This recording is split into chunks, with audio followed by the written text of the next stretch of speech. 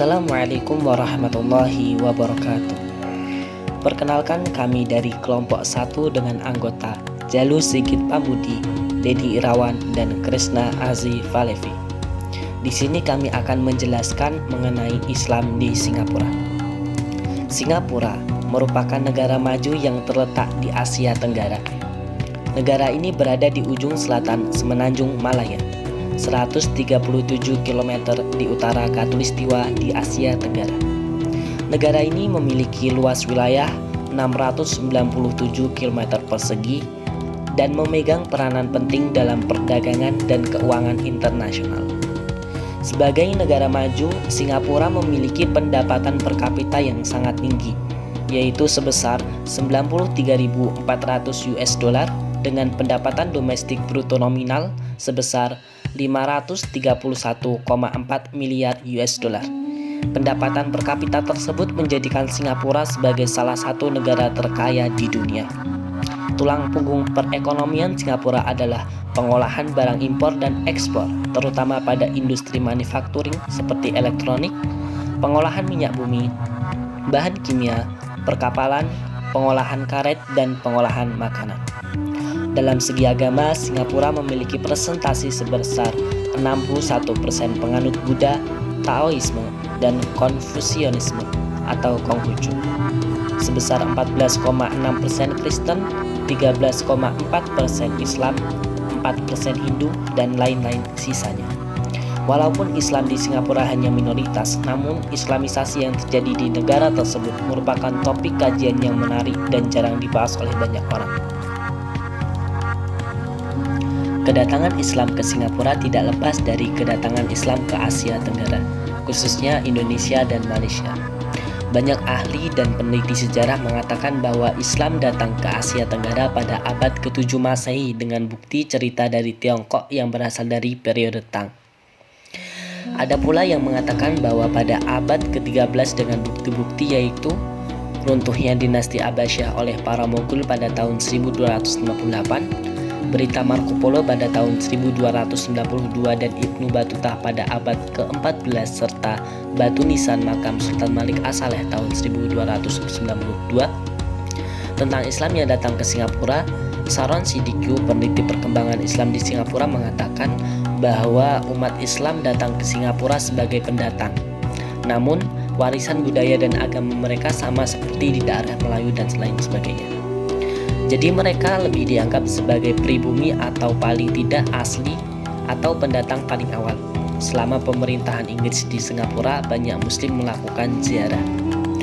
Robert W. Hefner dalam bukunya yang berjudul Making Modern Muslim: The Politics of Islamic Education in Southeast Asia mengatakan bahwa setelah tahun 1820, para peziarah dari Singapura dan Malaya mengalami kebangkitan. Jumlah peziarah melonjak setelah pembukaan terusan Suez pada November 1869. Pemeluk Islam di Singapura hanya sekitar 15,6% dari jumlah total penduduk sekitar 3.459.093 jiwa. Adapun mayoritas pemeluk Islam di Singapura merupakan etnis Melayu, yakni sekitar 442.368 jiwa. Sisanya adalah Muslim dari India, Pakistan, dan golongan kecil dari etnis Cina, Arab, Yaman, dan Eurasia. Meskipun demikian, sebagai minoritas di sebuah negara yang maju dan menganut sistem sekuler baik dalam pemerintahan maupun dalam sistem pendidikannya, Muslim Singapura senantiasa mempertahankan identitas mereka sebagai seorang Muslim dan menjalankan syariat sebagaimana mestinya. Penduduk Singapura yang mayoritas Muslim Melayu yang kecil dibandingkan dengan orang Cina. Ada dua faktor yang membuat komunitas Islam menjadi minoritas di Singapura. Yang pertama, mereka dibentuk di negara dan wilayah yang memiliki pemerintahan dan sistem nasional yang kuat. Yang kedua, terjadi karena perubahan dan perkembangan geografis dan politik.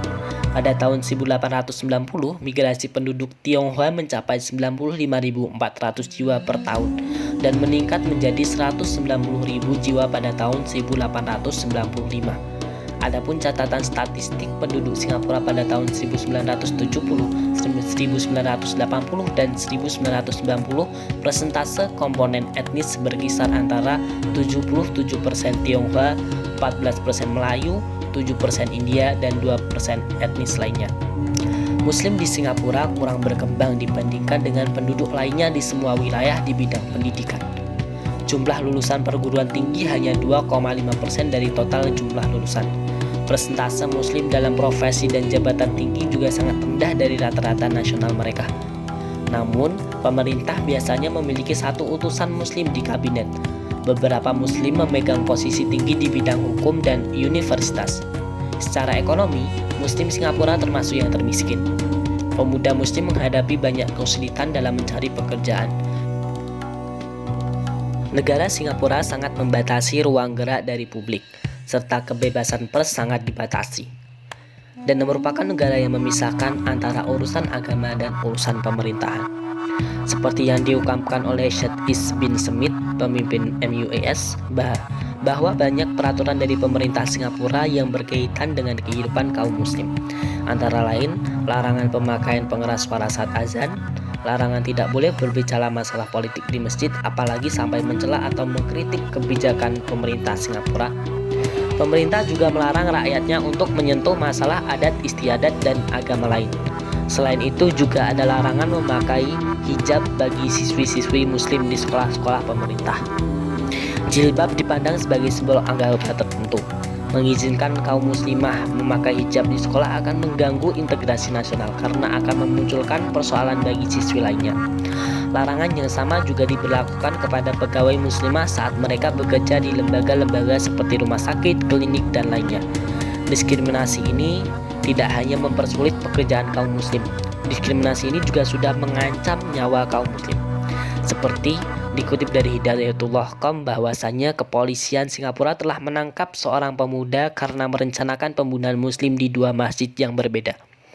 Kementerian Singapura mengatakan bahwa remaja itu telah terpengaruh oleh supremasi Brenton Tarrant yang menembak mati 51 muslim yang menghadiri sholat Jumat di dua masjid di Christchurch, Selandia Baru pada 15 Maret 2019 yang lalu. Pada saat ini, dunia melihat politik Islam sebagai hal yang radikal dan sering melakukan kekerasan dalam setiap kegiatannya. Seperti kejadian pada 11 September di WTC, bom Bali 1 dan 2, serangan bom di London. Meskipun belum jelas siapa pelakunya, tapi sering diidentikan dengan gerakan politik Islam yang radikal. Inilah yang dikhawatirkan oleh pemerintah Singapura. Di sini media juga jarang melirik gerakan-gerakan politik Islam yang moderat dan sering menyuarakan perdamaian seperti di Indonesia, seperti halnya NU, Muhammadiyah, PKS, dan lain-lain. Untuk mendalami politik Islam di Singapura, berikut adalah lembaga-lembaga Islam di Singapura. Yang pertama ada Majelis Ulama Islam Singapura atau MUIS. MUIS ditetapkan oleh undang-undang keanggotaannya pada tahun 1968. MUIS ini merupakan kepanjangan tangan dari pemerintah Singapura dalam menjalankan pemerintahannya yang berhubungan dengan urusan kehidupan komunitas muslim di Singapura, seperti administrasi zakat, aktivitas dakwah, pembangunan masjid dan pengelolaannya, masalah pendidikan dan pendirian madrasah-madrasah, dan kebutuhan masyarakat Islam lainnya. Yang kedua yaitu Mahkamah Syariah Singapura. Mahkamah Syariah Singapura didirikan pada tahun 1955 hasil dari kajian sebuah badan kuasa yang dibentuk Singapura.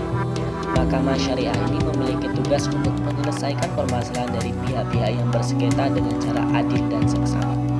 Mahkamah Syariah ini memiliki wewenang untuk menyelesaikan kasus-kasus tuntutan cerai dan isu-isu yang berkaitan dengan perceraian seperti masalah hak asuh anak dan harta gonogiri serta masalah lain. Dan yang terakhir yaitu Lembaga Pendidikan Al-Quran Singapura atau LPQS. Lembaga ini memiliki tujuan untuk menyediakan kemudahan bagi masyarakat Islam Singapura untuk mendalami dan menghafal Al-Quran. Demikian penjelasan dari kelompok 1. Apabila ada salah kata mohon dimaafkan. Wassalamualaikum warahmatullahi wabarakatuh.